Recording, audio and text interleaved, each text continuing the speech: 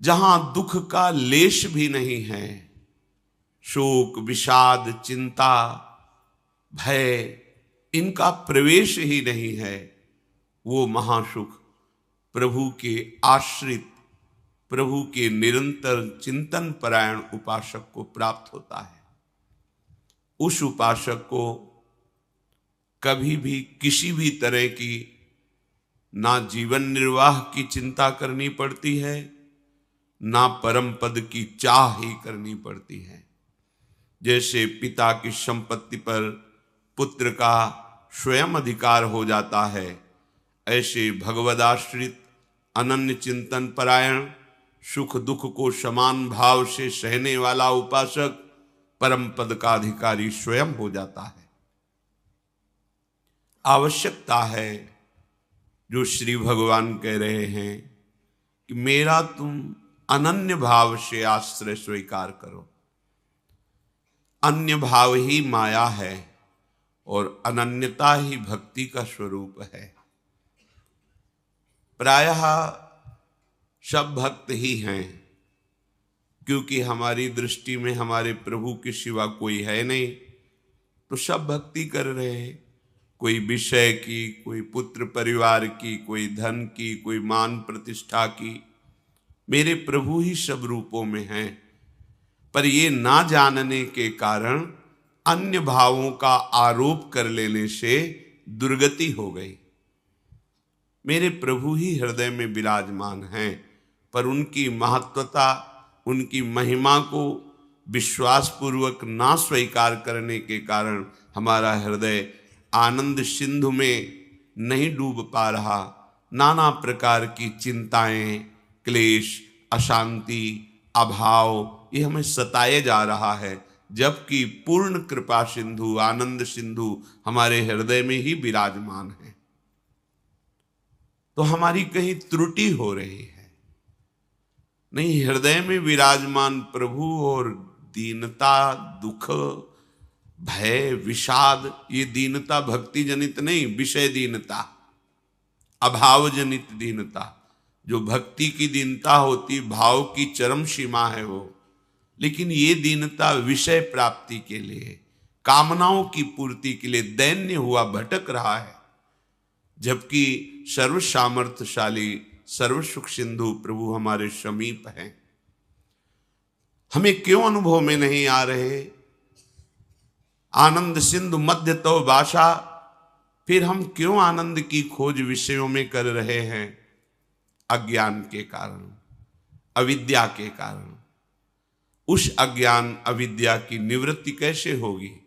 मामेव ये प्रपद्यन्ते माया में ताम तरन्ति ते। जो मेरी शरण में आ गया वो माया अविद्या से तर गया, उसके अज्ञान का नाश हो गया। तो प्रभु की शरणागति का स्वरूप क्या है? सर्वभाव से अपने प्रभु को प्रसन्न कर लेना। भगवान वर्णन करते हैं, अनन्यास चिंतयन्तो माम ये जनाः पर्युपासते।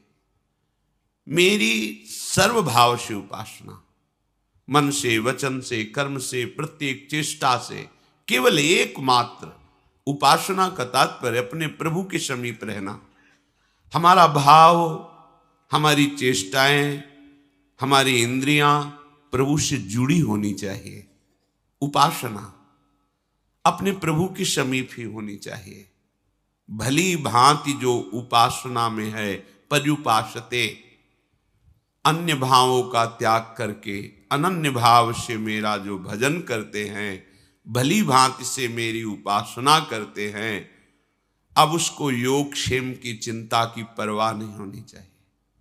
ये चिंता परवाह उनको होती जो भगवद आश्रित नहीं होते। स्वयं श्री भगवान कह रहे, योगक्षेमम वहाम्यहम्। लोक परलोक में जो तुम्हें चाहिए वो मैं प्रदान करूंगा, और जो प्रदान किया है उसकी रक्षा मैं करूंगा। तुम्हें बिल्कुल चिंता नहीं करनी, ना साधन की और ना व्यवहार की। इह परलोक सकल सुख पावत। देखो, इतने बड़े मालिक कह रहे हैं, क्षेमम, मैं तुम्हारी रक्षा करूंगा। योगम, जो तुम्हें प्राप्त कराना है वो मैं कराऊंगा, तुम्हें बिल्कुल चिंता नहीं करनी। केवल मेरी शरण में होकर, मेरे आश्रित होकर मेरा अनन्य चिंतन करो। प्रसंग चल रहा था कि पूर्ण शरणागति किसे कहते हैं। उस पूर्ण शरणागति के प्रसंग में कुछ लक्षण अपने लोगों ने श्रवण किए थे। पहला है, हमें शरणागत की तैयारी करनी है, पूर्ण समर्पण प्रभु कर लेते हैं। तो शरणागति तैयारी का पहला लक्षण है नित्य निरंतर अपने प्रभु का अनन्य भजन होना। अपने, हम किसी और का भजन नहीं कर रहे, अपने प्रभु का कर रहे हैं, तभी नित्य निरंतर होता भी है। अपने प्रभु के सिवा मेरा कोई अपना नहीं। इस अपने शब्द में कोई भी वस्तु, व्यक्ति, स्थान, पद, प्रतिष्ठा नहीं आनी चाहिए। अपनापन आपका सुरक्षित केवल प्रभु के लिए हो। हम लोग यहां चूक कर बैठते हैं, किसी न किसी को अपना मान लेते हैं। अपना धन, अपना जन, अपना बल, अपना ज्ञान, अपनी तपस्या, अपना व्रत, अपना नियम। कोई बिरला ही होता है जो केवल प्रभु को अपना मानता है, अपनापन केवल प्रभु को। फिर तो बात बन गई। फिर तो मतलब ऐसी जीवन में दिव्यता आएगी कि आप खुद अनुभव करेंगे। शब्द याद कर लीजिए, अपनापन केवल प्रभु से। दूसरा कोई अपनेपन को ना लेने पावे, यही हमारी सावधानी है। पर हमारे हृदय में जांच करके देखा जाए तो सब जगह अपनापन हो सकता है, लेकिन प्रभु से नहीं।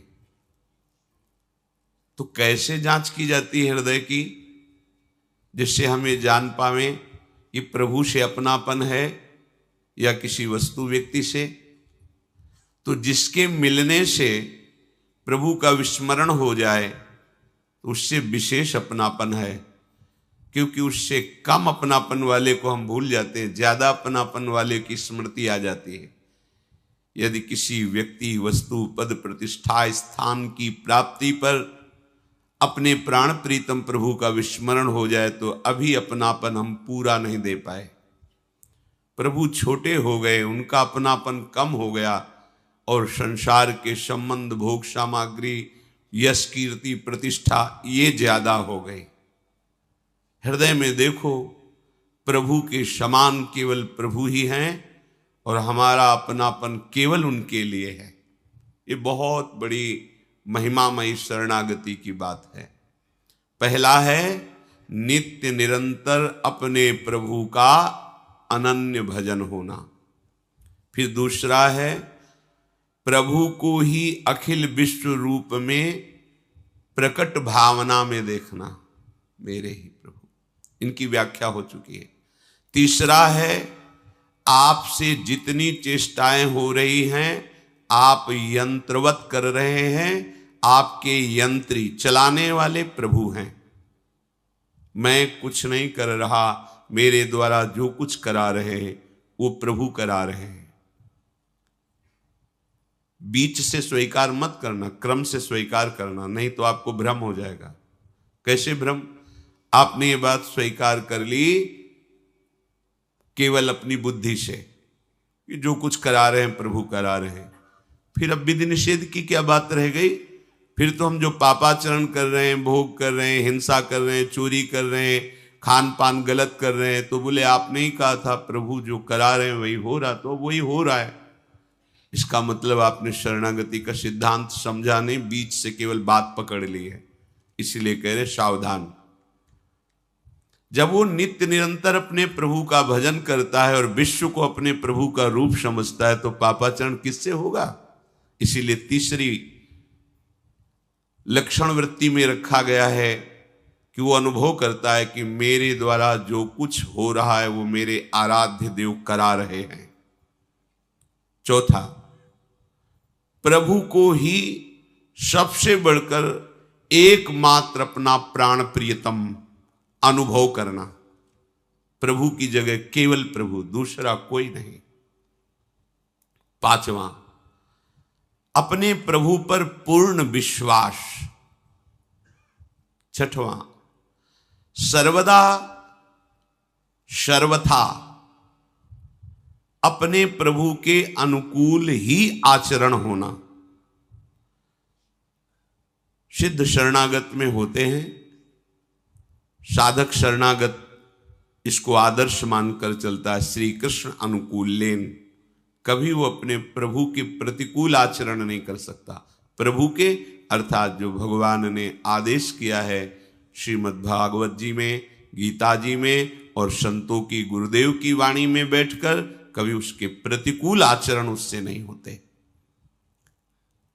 सातवां, सब कुछ प्रभु का समझना और प्रभु से कभी कुछ ना चाहना।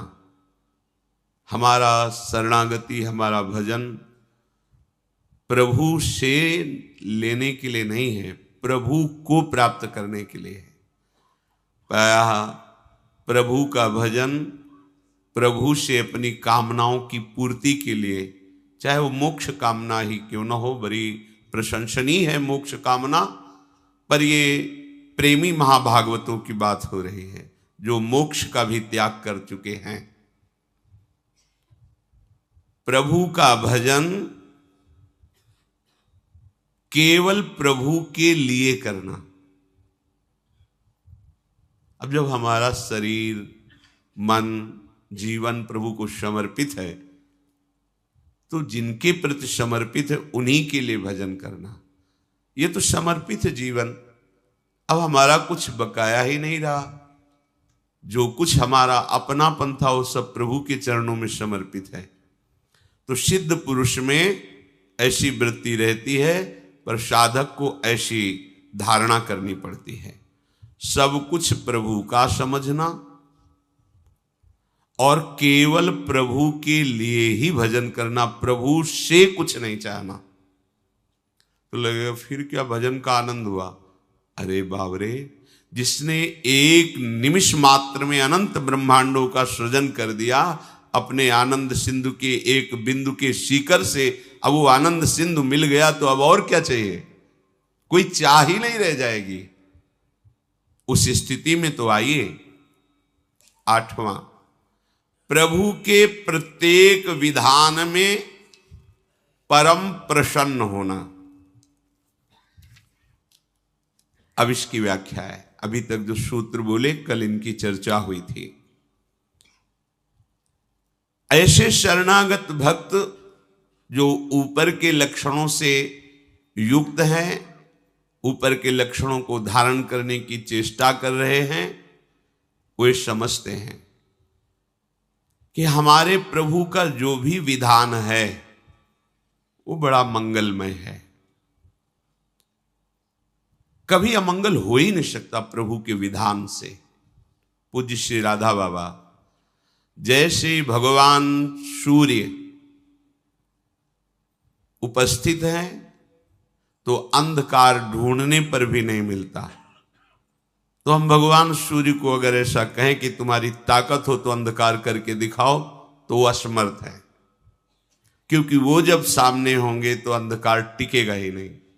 ऐसे ही अगर विनोद की भाषा में भगवान से कहें कि तुम्हारी ताकत हो तो अमंगल करके दिखाओ, तो भगवान कभी अमंगल कर ही नहीं पाएंगे, उनकी सामर्थ्य नहीं। अमंगल हम करते हैं और मंगल भगवान करते हैं। कैसे?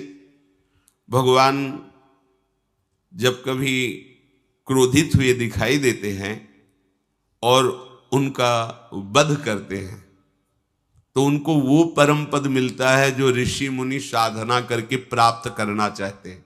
क्या हुआ? अमंगल हुआ क्या? अरे महामंगल हो गया। तो मंगल भवन प्रभु को अगर कह दिया जाए कि तुम्हारी ताकत हो तो अमंगल करके दिखा देना, तो एक विनोद की भाषा में कह सकते हैं कि भगवान की ताकत ही नहीं कि अमंगल कर सके, क्योंकि वो मंगल भवन है। जैसे सूर्य की ताकत ही नहीं कि वो अंधेरे का दर्शन करा दे, वो चले गए तो अंधकार छा जाएगा। जब तक सूर्य है तो अंधकार नहीं छाएगा। ऐसे जिसके जीवन में भगवान की शरणागति उतर गई। अब हर विधान मंगलमय है, हर विधान। एक मंत्री प्रभु का भजन करते थे और शरणागति के सूत्र को अच्छी तरह समझते थे, तो कुछ भी हो कह देते भगवान की बड़ी कृपा।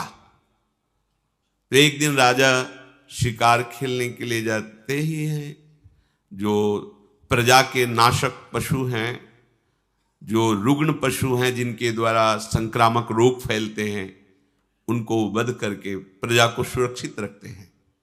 उनका शिकार खेलना स्वाद के लिए नहीं होता, प्रजा रक्षा के लिए होता है। मंत्री भी साथ थे, तो किसी पशु का पीछा किया और बड़े आवेश में आए, सावधान नहीं रहे तो प्रत्यंचा से अंगूठा कट गया। उनका मंत्री अंगूठा कट गया, उनको भगवान ने बहुत अच्छा किया, बड़ी कृपा। उनके ये शब्द ही थे, क्योंकि जानते थे भगवान का प्रत्येक विधान परम मंगलमय होता है। बड़ा गुस्सा आया उनका, दुष्ट कहीं का, तो हमारा मंत्री या दुश्मन है, हमारा अंगूठा कटा, तो कहता भगवान ने बहुत अच्छा किया, बड़ी कृपा हुई, इसको बंदी बनाया जाए और तुरंत कड़ी सजा के द्वारा इसे जेल में रखा जाए। राजा का आदेश। उनका बड़ी कृपा महाराज, भगवान की बड़ी कृपा, बहुत अच्छा किया भगवान।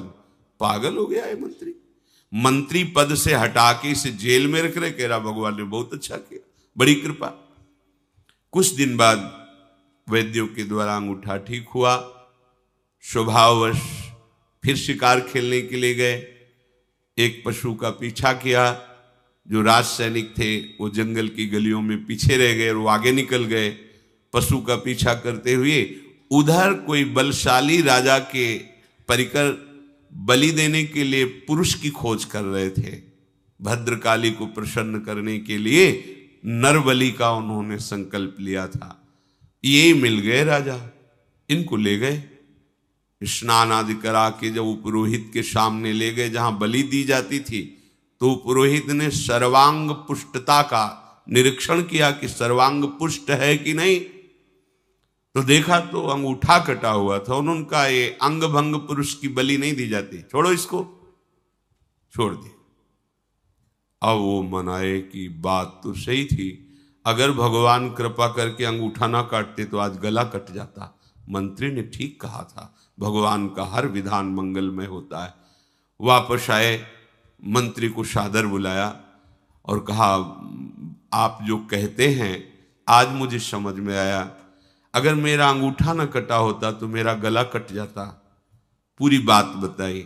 आप कहते हैं भगवान की बड़ी कृपा, भगवान ने अच्छा किया, ये बात तो समझ में आ गई, लेकिन तुम मंत्री पद से हटा करके कड़ी सजा भोग रहे हो जेल में, इसके लिए भी कहा भगवान की बड़ी कृपा, भगवान का मंगल विधान, इसमें क्या कृपा आपने देखी? तो उनका महाराज सैनिक भले पीछे रह जाते, लेकिन जहां आपका घोड़ा होता वहां मेरा होता। आप बंदी बनाए जाते और मैं बंदी बनाया जाता। आपका तो अंगूठा कटा था, आप बच जाते, लेकिन मेरी बलि चढ़ जाती, इसलिए भगवान ने मुझे जेल में रख दिया। भगवान की बड़ी कृपा। जो भक्त होता है वो हर विधान और निश्चित परम कृपा छुपी होती है। अपने को लगता है कि भगवान ऐसा क्यों किए, ऐसा क्यों किए, लेकिन उनके विधान में परम मंगल होता। कई बार प्रताप राय जी के चरित्र में उदाहरण में दिया है, बड़े ही निर्मल भागवत गृहस्थ भक्त थे। उनके कुल परंपरा में जीवन यापन के लिए एक वृत्ति थी कि जैसे आपको कोई काम है तो आप अपना आभूषण रख जाइए और पैसा ले जाइए, और फिर ब्याज सहित पैसा दे जाइए और आभूषण ले जाइए। महाजन लोग पहले ऐसा करते थे। उसी से ठाकुर सेवा, संत सेवा और भजन, अन्य कोई वो कार्य नहीं करते थे। जो कुल परंपरागत चल रहा था वैसा भी करते। बड़ी समाज में प्रतिष्ठा थी, क्योंकि सत्यवादी, धर्म से चलने वाले और हर समय भजन करने वाले। माला लिए बैठे रहते थे गद्दी में, कोई आया बस ऐसे, तो जो वहां के काजी थे वो अन्य धर्मावलंबी थे, तो कुछ दुष्ट लोगों ने उनको भड़काया कि इसकी इतनी प्रतिष्ठा हो रही है, इतना मान हो रहा है और धन भी आ रहा है, तो उन्होंने एक मन में जो ठाना था नीचा दिखाने के लिए अपना पूरा का पूरा प्लान बताया कि ऐसा ऐसा किया जाए तो समाज में भी इसकी निंदा होगी और सारा धन इसका छीन लिया जाएगा और इसको दंड भी दिया जाएगा। काजी को सहमत कर लिया। 3 लोग इसमें प्रमुख बने। एक गया, प्रणाम किया प्रताप राय जी को और कहा हमारी बेटी का ब्याह है, 10,000 रुपये चाहिए। तो बोले आपको हमारे यहाँ का सिद्धांत पता होगा? बोले हाँ हम पहले से जानते हैं। ये कुछ हमारे स्वर्ण आभूषण हैं। वो देखते भी नहीं थे। एक बड़ा बॉक्स रखा था, अपना नाम लिखकर पर्ची रखिए उस पर और आभूषण रख दीजिए और उनका सेवक रहता, 10,000 रुपये ले जाइए और जब आपको काम हो जाए तो ब्याज सहित वापस कर जाना, अपने आभूषण ले जाना। देखा भी नहीं क्या है।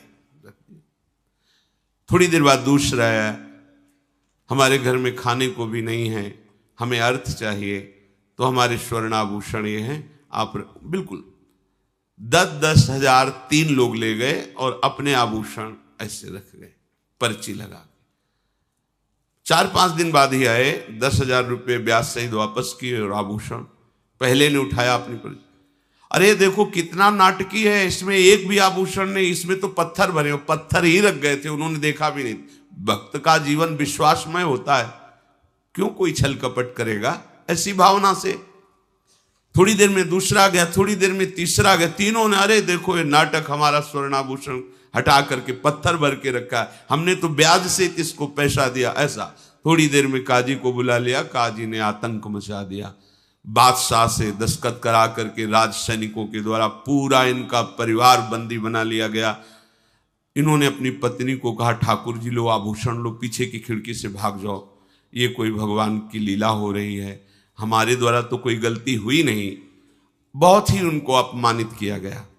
गांव के लोग समझ गए कि ये पाखंड कर रहा था, भक्ति नहीं कर रहा था। अरे एक आदमी झूठ बोलेगा, 3 आदमियों के साथ, और वो कपटी ठग थे ही। ऐसा होता है, भगवान की बड़ी विचित्र लीला होती। कभी कभी सत्य को पर्दे में ढक दिया जाता है और असत्य का बोलबाला दिखाई देता है, लेकिन ज्यादा दिन नहीं चलता वो। इनको बंदी बना लिया गया, सारी संपत्ति अपहरण कर ली गई।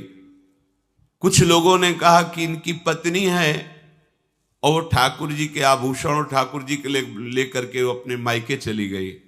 वहां सैनिक भेजे गए, उसको भी बंदी बना कर ठाकुर जी को भी लाकर जहां सब स्वर्णाभूषण जमा किए जाते उस खजाने में ठाकुर जी को भी रख दिया। जब पत्नी पास में ही बंद करके आई और उनको एकांत मिला, तब वो रोने लगे प्रताप राय कि मुझे ये जो अपमान मिला है, बंदी बना लिया गया, मुझे इसका कष्ट नहीं। नाथ, मैं आपको प्रगट मानकर 8 पैर सेवा करता था, आपको एक आभूषण की तरह ही खजाने में रख दिया गया, ये मैं सह नहीं पा रहा हूं। आपको कैसे भोग लगे, आपको कैसे जल पिलाऊं, आपको कैसे शयन कराऊं। प्रभु और दंड जो चाहो दिला दो, पर मुझे ऐसा कुछ संयोग बना दो जिससे आपकी सेवा। और आर्त भाव से रोने, जे ही रोने लगे ते ही वहीं प्रिया प्रीतम प्रकट हो गए साक्षात। ओह, जो बड़े बड़े ऋषि मुनियों की आकांक्षा होती साधना करते हुए, वो आराध्य देव कैसे मिलते हैं। उनका विधान कड़ुआ हो सकता है, लेकिन परिणाम महामंगल में, लूट गए चरणों में। तत्काल भगवान ने कई विश्वसनीय जनों को, अधिकारियों को प्रेरणा दी कि ये निर्दोष है। जांच की गई तो काजी सहित उन तीनों को झूठा पाया गया। बादशाह की तरफ से उनको दंड मिला और पूरे नगर में ससम्मान के साथ प्रताप राय जी को फिर स्थापित, उनकी प्रतिष्ठा, उनका मान, उनके ठाकुर, उनकी संपत्ति। और राजा ने कहा आज के बाद सदैव हमारा सहयोग रहेगा। क्या हुआ? थोड़ी देर के लिए कड़ुआ विधान नजर आया, लेकिन भगवत साक्षात्कार का योग बन गया। जो भक्त है उसके हृदय में निश्चय हो जाता है कि अब जो होगा वो सब मंगल विधान भगवान का होगा। एक होता है सहना कि अब क्या करें, भगवान है, जो करेंगे सहना ही पड़ेगा। और एक होता है आनंदित होकर के मेरे प्रभु जो कर रहे हैं बहुत मंगलमय कर रहे हैं। आप इतना समझ लो कि भगवान के भंडार में आनंद ही आनंद है, दुख तो है नहीं, अमृत ही अमृत है, जहर है नहीं। विश्वास कर लीजिए,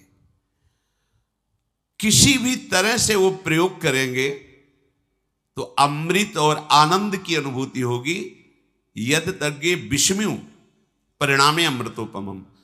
शुरुआत तुम्हें विष जैसी लग सकती है, पर वो विधान तुम्हें अमृत में डुबो देगा, विश्वास कर लो। कृपा का स्वरूप कई तरह से प्रकट होता है।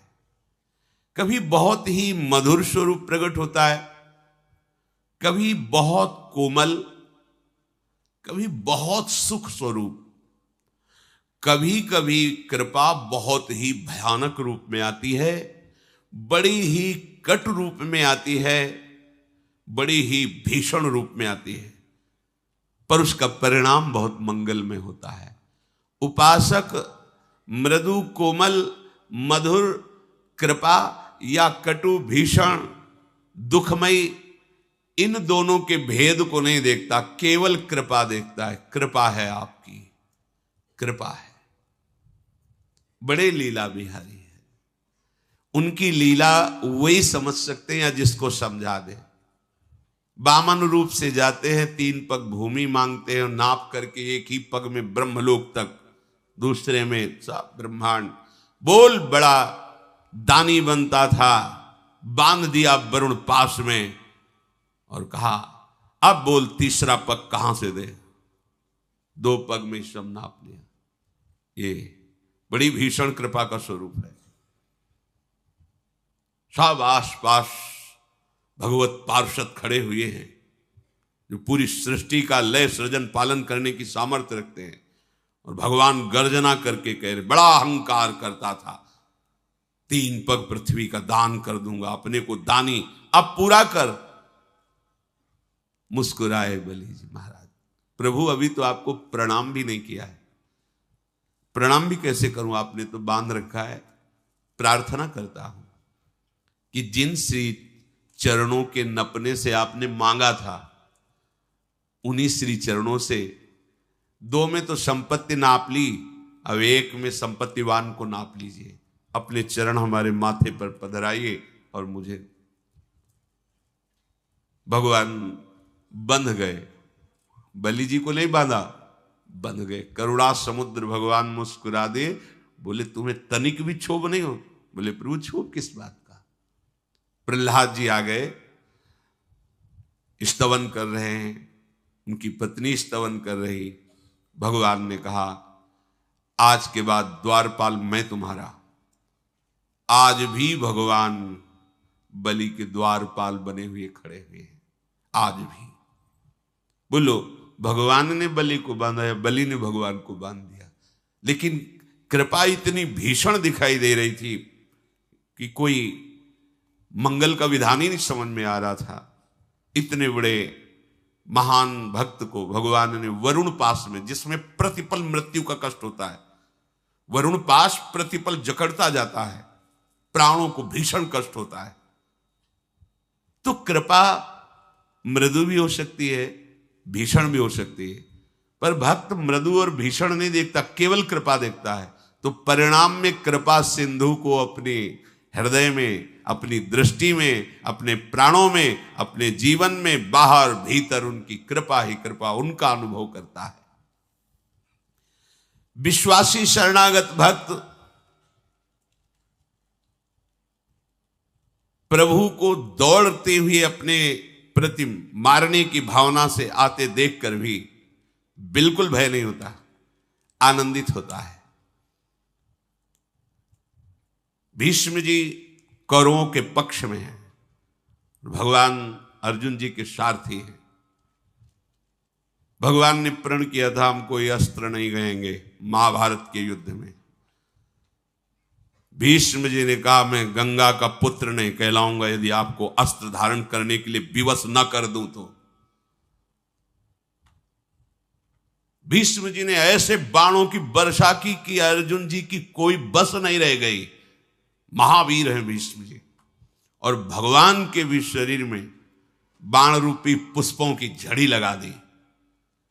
अर्जुन को, भगवान को अपने बाणों की परवाह नहीं। जब अर्जुन को देखा कि ना तो प्रत्यंचा चढ़ा पा रहे हैं, क्यों जे ही प्रत्यंचा पे काट दिया था, प्रत्यंचा काट दी, हर जगह से असमर्थ कर दिया अर्जुन को। कूद पड़े रथ से, उठाया रथ का पहिया और भागे भीष्म को मारने के लिए। ये देखो कृपा, अपनो परण विशार भगत को पूरो परण निभाऊं। भीष्म जी ने धनुष बाण रख दिया और घुटने टेक कर हाथ जोड़कर बैठ गए और कहा, एहि पुंडरीकाक्ष देव देव नमोस्तुते मामद्य सात्वत श्रेष्ठ पातयस्व महाहवे